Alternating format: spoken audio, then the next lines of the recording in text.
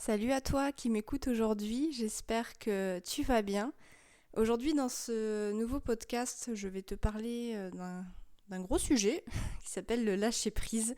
Je pense que si tu vis en ce moment une situation qui te blesse ou qui te stresse, des fois en fait tu te retrouves à te pourrir ton quotidien, à parfois même au point de plus en dormir parce que tu rumines, tu rumines, tu rumines.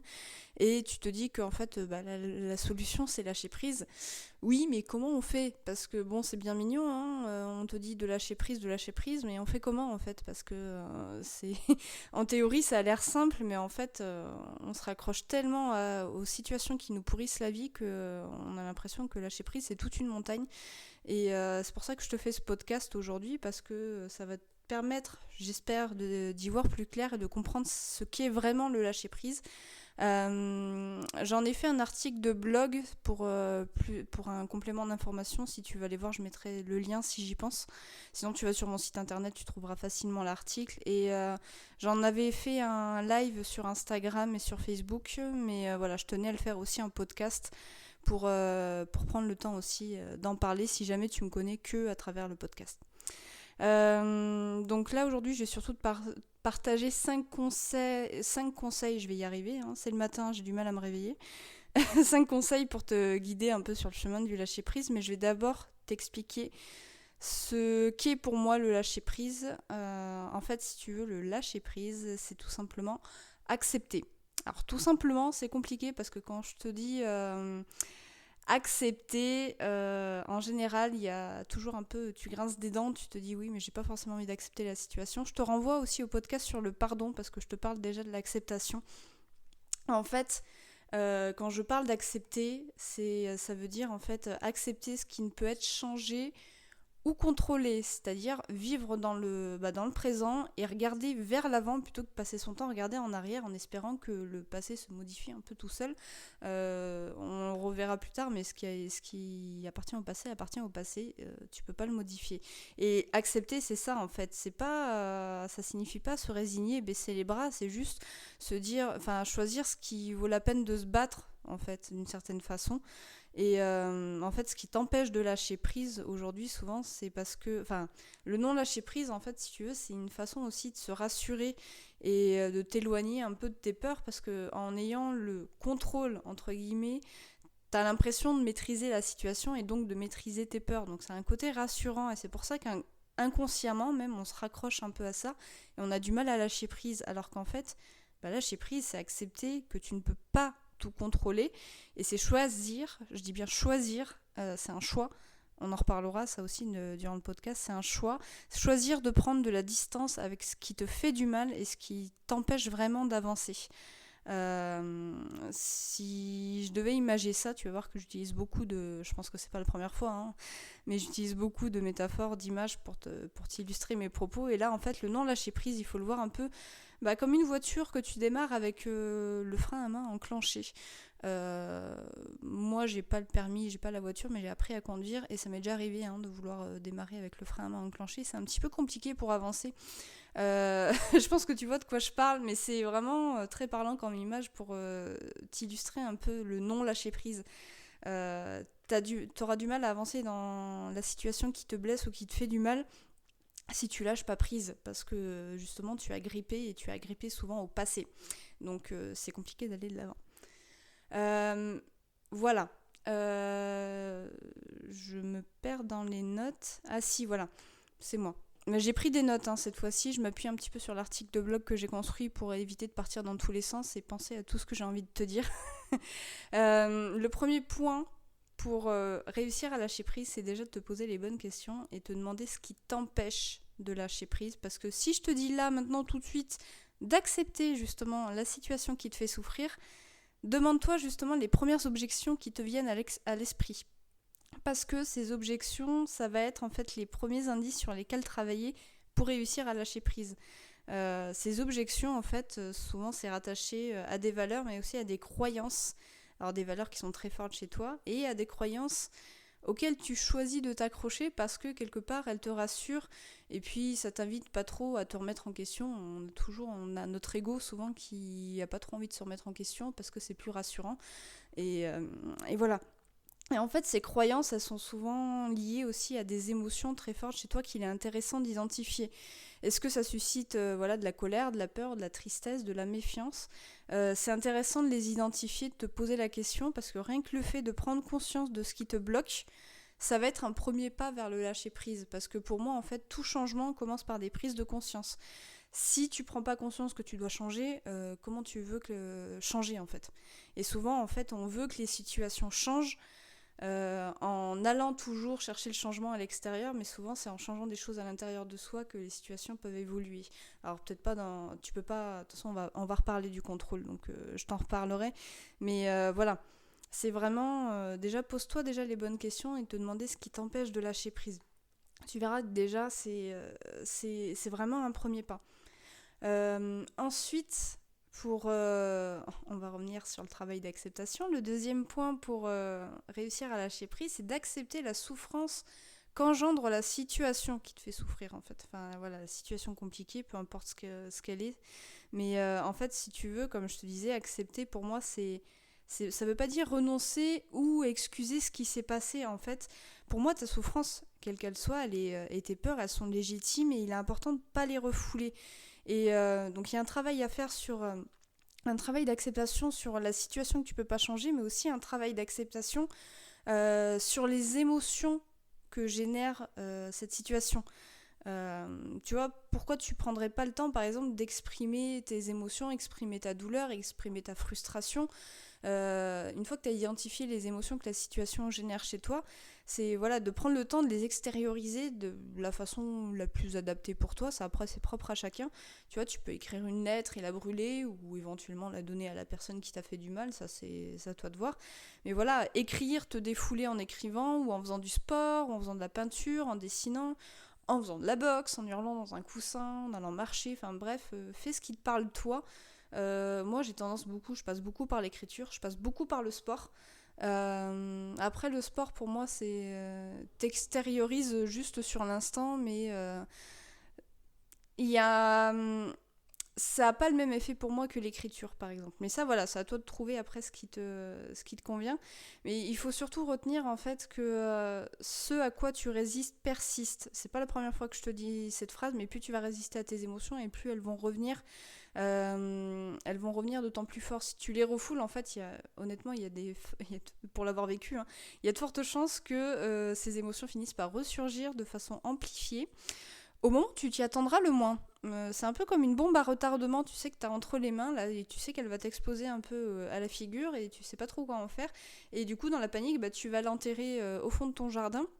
Tu vas dire comme ça, au moins, elle va pas exploser, je suis tranquille. Et puis quelques mois plus tard, tu vas bêcher ton jardin pour préparer ton potager et t'avais oublié cette bombe à retardement.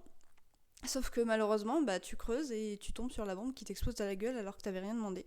Et que tout allait mieux, entre guillemets, c'est un peu la stratégie de l'autruche. Je sais pas si tu la connais, moi je l'utilise beaucoup, hein, ça m'arrive encore. Mais voilà, c'est intéressant justement de prendre conscience de ces émotions et de prendre le temps de les extérioriser parce que non seulement ce à quoi tu résistes persiste, mais aussi il y a une autre phrase que j'aime beaucoup, c'est ce que tu réprimes s'imprime. C'est-à-dire qu'en fait les émotions que tu vas réprimer, souvent elles vont s'exprimer autrement à travers de mots, de maladies, peut-être d'accidents, tu vois. En fait, si tu veux, tous ces mots-là, toutes ces maladies-là, souvent, c'est des symptômes de quelque chose que tu n'as pas exprimé. La maladie, c'est le mal à dire dans le langage des oiseaux. C'est que, voilà, il y a quelque chose qui n'a pas été exprimé. Quand tu as mal à la gorge, souvent, c'est qu'il y a quelque chose que tu aurais dû dire qui n'a pas été dit.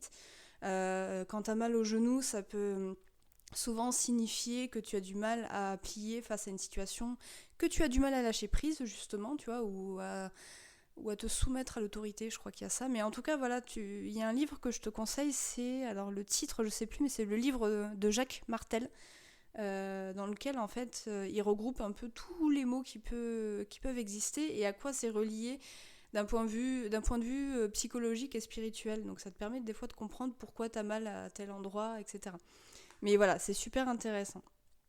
Ensuite, troisième point pour moi, pour lâcher prise, il faut que tu respires.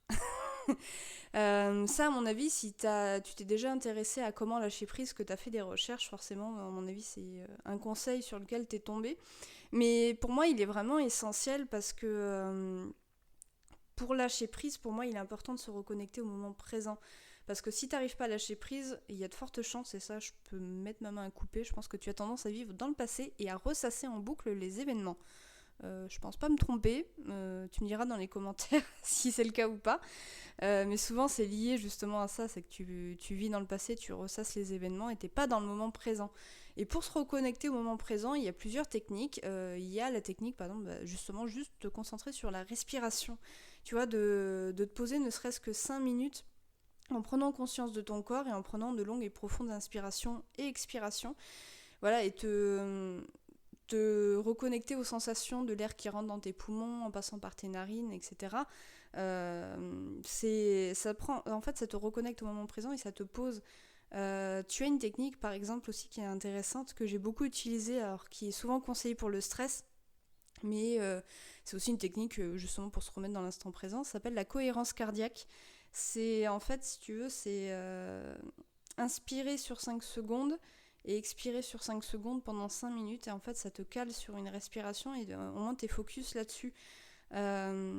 Et si tu veux essayer, tu as des vidéos sur YouTube qui le font très bien. Tu tapes cohérence cardiaque, tu as souvent des vidéos avec un point qui monte et qui descend. Et tu as juste à caler ta respiration sur le point. Moi, je sais que ça m'avait permis justement dans des situations stressantes à déstresser un petit peu, tu vois. Et puis si tu t'intéresses aux études, il y a des études qui montrent que ça aide à diminuer le stress au quotidien. Une autre technique que tu connais très certainement, c'est la méditation. Alors que ce soit tout seul ou en suivant des méditations guidées en ligne sur YouTube par exemple, il en existe vraiment pour tous les goûts. Je sais que moi j'ai du mal avec les méditations guidées parce que pour moi méditer c'est vraiment faire le vide faire le vide dans ta tête et avoir quelqu'un qui te parle tout le temps à l'oreille. En fait, moi ça me stresse plus qu'autre chose. À part si j'ai vraiment des besoins très spécifiques si j'ai un besoin spécifique de méditation, je vais peut-être faire une méditation guidée, mais en général je préfère le faire toute seule, m'asseoir dans un coin et faire le vide et être au calme. Après, voilà, la méditation c'est propre à chacun. Éloigne-toi un peu de la théorie qui te dit il faut méditer de telle ou telle façon. Trouve ta propre méditation, sachant que la méditation c'est vraiment te recentrer dans l'instant présent. Et tu peux très bien aussi méditer en faisant des activités. C'est être, comment on appelle ça, je sais plus. Alors tu vois, le mot ne me vient plus. Mais justement, c'est prendre le temps d'être dans l'instant présent quand tu fais des activités. Par exemple, quand tu cuisines, tu vois, ne pas être en même temps, comme j'ai l'habitude des fois de faire, d'écouter quelque chose, d'écouter un podcast, de regarder des vidéos, d'être vraiment concentré sur ce que tu... Enfin, pas concentré, mais vraiment être focus, d'être dans le moment présent, de comment tu coupes tes légumes, la poêle, les sensations que tu as, ou par exemple quand tu fais la vaisselle, tu vois, être dans le toucher, dans les sensations, et vraiment en fait ça te coupe déjà un peu de tes pensées et de ton mental qui tourne tout le temps, et ça te reconnecte vraiment à l'instant présent. Il y a une autre astuce moi que j'utilise beaucoup. Alors au départ c'était plus par stress, et maintenant c'est devenu vraiment une petite astuce pour me reconnecter dans l'instant, c'est de tenir un objet dans la main, par exemple un stylo. Moi, tu me verras souvent quand si tu m'as en coaching, en visio, j'ai souvent un stylo dans la main, même si j'écris pas. Ou même en vidéo, j'ai souvent un stylo. Et en fait, juste le fait de jouer avec l'objet, de te focus là-dessus, te concentrer sur les sensations, sur le toucher, sur la densité de l'objet, la matière, tout ça, ça focalise ton attention dessus. Et ça, tu peux le faire même en faisant d'autres choses, tu vois, en discutant avec d'autres personnes, etc. Quand tu stresses, ça te permet déjà, tu vois, d'être plus dans l'instant présent et moins dans tes pensées et dans le stress que ça peut générer. Et moi, je sais que c'est un truc que j'utilise beaucoup aussi. Bon, après, il y a mille et une façons, mais vraiment, en fait, le but... je sais que l'instant présent, tu te dis oui, ça va pas régler mon problème et ma situation. Moi, pendant longtemps, en fait, j'ai pensé ça. Mais en fait, c'est surtout intéressant de prendre ce réflexe pour être de plus en plus dans l'instant présent, même dans ton quotidien. Et en fait, ça règle pas le problème de fond, mais au moins ça t'évite d'avoir les pensées qui turbinent tout le temps en permanence et ça t'empêche de toujours regarder dans le passé et de revenir vraiment dans l'instant. Ça te déconnecte de toutes ces sensations et toutes ces émotions un peu négatives et stressantes. Et tu vois, dès que tu te sens partir vers les événements du passé, c'est vraiment un travail de prise de conscience et de réflexe qu'il faut travailler. Ça vient avec le temps, hein. C'est pas un automatisme dès le départ. Mais tu vois, dès que tu te sens partir vers les événements du passé, ou même du futur, tu vois, par anticipation ou par peur, hop, tu reviens. Et à chaque fois que tu pars, hop, tu reviens. Ça demande de l'entraînement, mais plus tu vas prendre ce réflexe et plus tu parviendras à lâcher prise avec le temps, en fait. Un autre point qui est essentiel pour moi, c'est, justement, j'en parlais un petit peu au début, c'est pour lâcher prise, en fait, il faut apprendre à dire stop au contrôle. En fait, il y a de fortes chances que si tu n'arrives pas à lâcher prise, c'est que tu as un besoin de contrôle. Alors pas de contrôle dans le sens manipulation du terme, mais dans le sens avoir la main mise, tu vois, sur les événements, sur le comportement ou les pensées des gens autour de toi, d'anticiper ce qui va se passer à l'avenir. En fait, tu vois, t'es souvent à te dire oui, il aurait pu faire comme ci, il aurait pu dire ci, il aurait pu dire ça, moi j'aurais pu dire ci, j'aurais pu faire ça. Tu vois, t'es souvent comme ça en train d'essayer d'avoir le contrôle sur quelque chose que tu peux plus changer.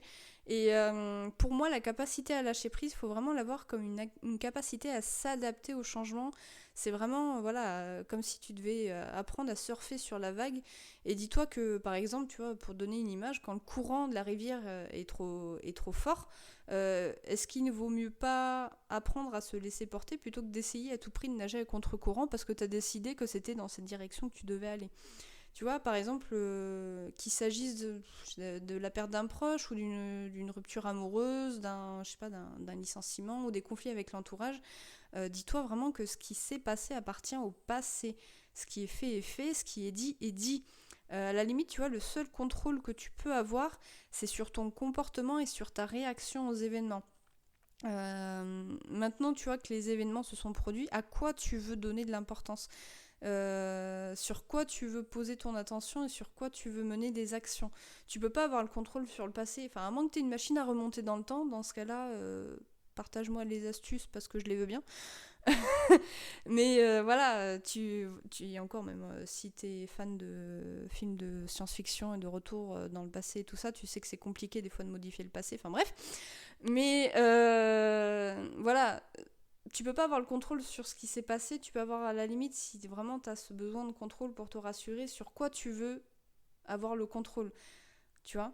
Autant que ce besoin de contrôle soit efficace et te tire vers le haut plutôt que vers le bas. Donc voilà, c'est vraiment apprendre à faire la part des choses et savoir sur quoi tu peux avoir la main mise et sur quoi tu ne peux pas ou plus avoir la main mise. Et d'ailleurs, tu vois, 5e et dernier conseil pour apprendre et réussir à lâcher prise, qui est un peu en lien avec ce que je viens de te dire, en fait, c'est que pour moi, lâcher prise, c'est se raccrocher à autre chose. Souvent, tu vois, quand tu n'arrives pas à lâcher prise, c'est parce que tu es agrippé à la situation, tu es agrippé à ton besoin de contrôle, il y a une sensation, tu sais, il y a ce côté, je m'agrippe à quelque chose, et on s'imagine que pour lâcher prise, il faut juste lâcher. Tu vois, on a du mal à lâcher prise parce qu'on se dit, oui, pour lâcher prise, en fait, il faut juste que j'abandonne, que je me pose sur mon canapé et que j'attende que ça passe. En fait, pour moi, lâcher prise, c'est pas être dans l'inaction, c'est être dans l'action, justement. Et c'est faire le choix de se raccrocher à autre chose. Plutôt que d'être, tu vois, en fait, je donne souvent cette image, encore une fois, je donne une image, mais pour moi, lâcher prise, c'est en fait, là en ce moment, t'es agrippé à une branche pleine d'épines qui te font mal, qui te font souffrir. Et en fait, pour moi, lâcher prise, c'est pas juste lâcher la branche, c'est lâcher cette branche pour se raccrocher à une autre branche qui va être plus agréable et moins douloureuse. Tu vois, ce que je te disais, lâcher prise, c'est vraiment un choix, mais c'est un choix vers l'avant et vers ton futur. Tu vois, au lieu de te raccrocher à ce que tu veux pas ou ce que tu veux plus, ou à ce que tu aurais voulu qu'il t'arrive, qu'est-ce que tu veux vraiment maintenant, en fait? Qu'est-ce que tu veux pour aller de l'avant et pour aller mieux? Qu'est-ce que tu souhaites pour ton bien-être à toi? Tu vois, c'est vraiment un choix purement personnel et pas être toujours vers les autres qui auraient pu faire ci, qui auraient pu dire ça. Mais toi, qu'est-ce que tu veux et qu'est-ce que tu peux faire pour aller mieux, pour aller de l'avant? En fait, si tu veux, quitte à regarder vers le passé, regarde juste les événements passés pour faire un bilan et en tirer des leçons et poser des objectifs pour aller vers l'avant. Tu vois, c'est vraiment... Alors j'espère que les bruits extérieurs vont pas s'entendre, mais c'est vraiment une mise en action. En fait, si t'arrives pas à lâcher prise, c'est que forcément t'as le passé qui te retient. Je vais me répéter, hein, mais t'as le passé qui te retient et t'arrives pas à avancer. Lâcher prise, c'est un choix de dire je lâche le passé pour me raccrocher à mon présent et à mon futur. Voilà. Et pour faire une conclusion un peu de tout ça, en fait, lâcher prise, ça demande vraiment un vrai travail, tu vois, un vrai travail de compréhension de soi, de prise de recul et de recentrage sur soi et pas, comme je disais, sur les autres ou qui t'ont blessé. C'est vraiment se recentrer sur soi.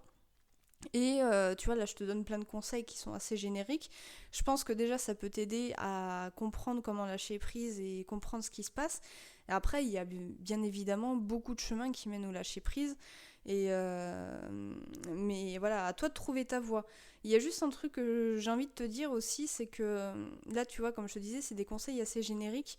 Par contre, il est quand même intéressant de se pencher sur la partie cachée de l'iceberg pour guérir et lâcher prise parce que, en fait, derrière ce besoin de contrôle se cachent souvent des blessures émotionnelles profondes et des fois même inconscientes, voire même des fois une éducation à laquelle on a du mal à se détacher en fait. Il y a vraiment un gros travail de fond parce que si t'arrives pas à lâcher prise, c'est que t'arrives pas à lâcher le contrôle et si t'arrives pas à lâcher le contrôle, c'est qu'il y a des choses derrière qui demandent à être travaillées, à émerger en conscience, il faut que tu en prennes conscience, et ensuite voilà, à travailler et à guérir. C'est vraiment, tu vois, moi c'est un travail de fond que j'effectue quasiment à chaque fois en coaching, parce qu'on vient me voir pour une problématique et en creusant, il y a souvent ce problème de lâcher prise.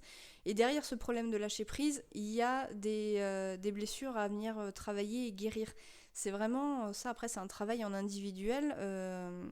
C'est un travail de fond, donc soit tu arrives à en prendre conscience et à travailler tout seul de ton côté, si vraiment tu as du mal parce que c'est un travail, des fois c'est intéressant d'avoir quelqu'un d'extérieur et d'un peu plus objectif qui te permet de te poser les bonnes questions et travailler et avancer. Et si vraiment t'as des problématiques comme ça sur lesquelles t'arrives pas à avancer, t'arrives pas à aller de l'avant et que t'as besoin d'apprendre à lâcher prise, c'est quelque chose moi sur lequel je peux t'accompagner en coaching sur 3 mois ou 6 mois. Après, on en discute. Je commence jamais un coaching sans commencer par un premier appel où on en discute pour savoir si c'est adapté pour toi ou pas. Et si jamais voilà, ça t'intéresse, t'hésites pas à t'inscrire à un appel découverte gratuit pour qu'on puisse échanger là-dessus.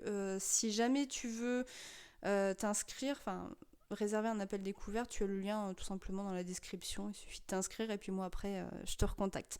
Voilà, donc hésite pas si jamais tu as d'autres questions par rapport, qui te viennent par rapport au lâcher prise, je serais ravie d'échanger là-dessus avec toi. C'est un vaste sujet, je pourrais en parler pendant des heures, mais je vais pas non plus t'embêter pendant... J'ai pas envie que ce podcast dure 3 heures non plus. Voilà, bah écoute, je te dis à très vite. Salut.